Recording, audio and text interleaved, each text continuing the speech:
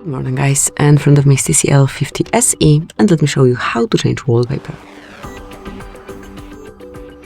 First of all, open the settings.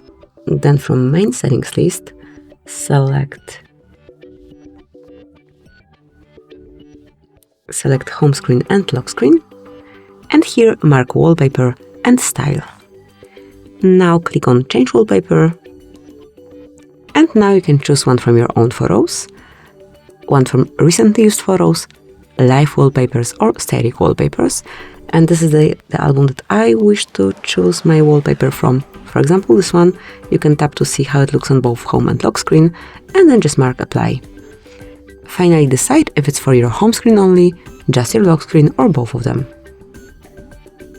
As you can see, it is applied, so that's it.